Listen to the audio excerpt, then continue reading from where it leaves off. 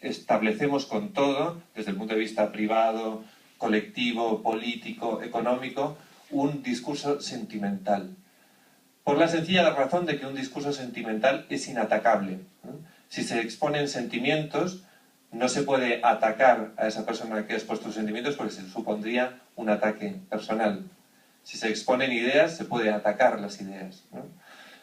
Uno de los signos de desconfianza en el humor es recibir sentimentalmente todos los signos del humor de los demás, ¿no? Y sentirnos agredidos por cualquier manifestación del humor. Hay algo extraordinario en esta película, si os fijáis. Esa es una de las razones también por las que lo humorístico tiene una fecha de caducidad tan extraordinariamente cercana, ¿no? Porque está sometido a unas leyes temporales muy particulares que cuando se modifican cambian un poco, como por decirlo, como el microclima humorístico en la que ha sido redactado esa narración, ¿no? Y sencillamente se desarticulan las leyes que hacen que eso fuera risible, ¿no? Por ejemplo, un caso muy evidente sería el caso del Quijote, ¿no? El Quijote es un libro eminentemente humorístico, en el sentido de que un lector contemporáneo de Cervantes probablemente leía el libro a carcajadas, ¿no? Riéndose literalmente a carcajadas porque las referencias que veía expuestas ahí eran muy cercanas a él. Hoy, como lectores contemporáneos del Quijote, todo ese discurso humorístico que sí era muy, muy deliberado en Cervantes, sencillamente ha desaparecido porque no tenemos las referencias que volvían esa narración humorística y nos ha quedado nos ha quedado la extraordinaria narración literaria que es el Quijote, ¿no? Pero hay un montón de elementos humorísticos que se han desvanecido, como se desvanecían esos frescos de la película de Fellini, esos frescos romanos cuando entra el aire del metro, ¿no? Que se desvanecen las imágenes. Se ha desvanecido lo que articulaba la coherencia narrativa de ese discurso humorístico. No sé qué quería decir. Todo esto era el prólogo para llegar a un lugar que amanece no caduca. Efectivamente, bueno, efectivamente era eso, ¿no? Hay una cosa verdaderamente extraordinaria de esta película y es que es totalmente atemporal en ese sentido, ¿no?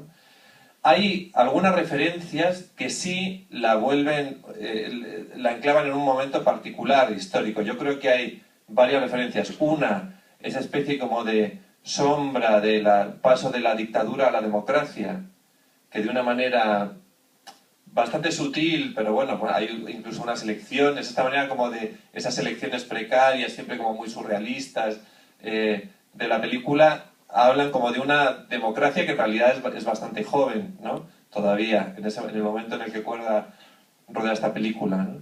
Y por otro lado, esto que hablábamos del subconsciente colectivo, ¿no? Hay algo que escapa probablemente al propio Cuerda y que vuelve esta película, la vuelve anónima en cierto sentido. Simone Weil, una filósofa maravillosa, decía que cuando las obras son grandes obras, mostraban con mucha claridad las particularidades de los artistas que las habían creado. Pero cuando las obras son obras maestras, de alguna manera se volvían anónimas al mismo tiempo, ¿no?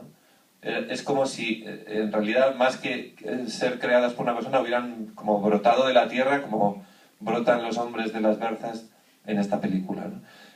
Hay una especie de afinación con el inconsciente colectivo de este país y con la manera de entender el humor, con un respeto y un amor a esa especie de ridícula solemnidad que nos caracteriza, ¿no? Y que nos hace un país tan inhabilitado para el humor en casi todo. Con qué amor también, esto se lo comenté una vez a Antonio Fraguas, a Forges, de quien soy un admirador rendido, y le dije una cosa que me parecía muy, muy como el mejor piropo que se le podía hacer a Forges, que era como, le dije, ¿tú te das cuenta de que todo el mundo está esperando como que hagas un chiste sobre su sobre su clase específica para colgarlo, para ponerlo en su oficina, ¿no? Los funcionarios de correos quieren que Forges haga uno sobre funcionarios de correos y lo tienen ahí, ¿no? Los de Hacienda, otro, ¿no? Y siempre en todos los despachos funcionariales de este país a los que uno va hay un chiste de Forges, ¿no? Eso no es casual, en el sentido de que lo que ha hecho Forges es literal, lo que hace José Luis Cuerda en esta película es literalmente la cuadratura del círculo. Es poner un espejo delante de nuestra cara, enseñarnos lo risibles que somos y hacernos reír, ¿no? Sin que nos sintamos humillados, ¿no? Eso solo es posible si en esa mágica cuadratura del círculo la película se ha rodado desde el amor y no desde la crítica, ¿no? Desde el amor y no desde el desprecio, ¿no? Yo creo que nos podemos reír de la manera en la que nos podemos reír con esta película porque en el fondo nos sentimos amados, ¿no? En esa especie de absurda solemnidad que tenemos, ¿no?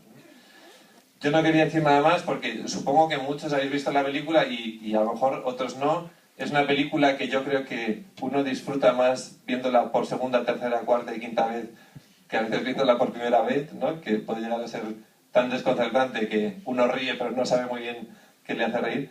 Y a medida que uno la va viendo 2 y 3 y 4 veces o va viviendo la película como los ciudadanos griegos iban al teatro, ¿no? Deseando ver lo que sabían que iban a ver. Bueno, vemos la película y si queréis luego... Bueno, como que... Sí. Bueno, no sé si ahora... Estaba planteado hacer el coloquio seguido, pero si preferís, digo, porque luego igual se hace tarde. Como queráis. Tenéis unos minutos, si alguien quiere aportar algo. O preguntarle a Andrés alguna cuestión más precisa. A lo mejor podéis presentar vuestro viaje... Sí, lo primero que te queremos decir es que hablas un pijo de bien, eso está clarísimo.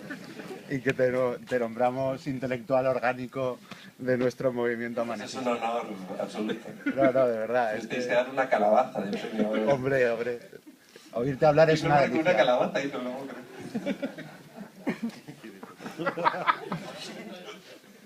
¿La traías del mercado o era para que viera la película? A ver, enséñala. Un saludo a la afición de la calabaza. Bueno, la oda a la calabaza que aparece en esta película, digo, tampoco vamos es que odio mucho cuando una persona destripa una película antes de verla, entonces prefiero... Es absolutamente cervantina, ¿no? Sí. Si hay gente que no la ha visto, yo creo que es más interesante comentarla después. Vale, pues entonces si queréis la vemos Pero es una propuesta. y luego podemos dedicar unos minutos a comentarlo. De acuerdo. Venga, pues muchas gracias.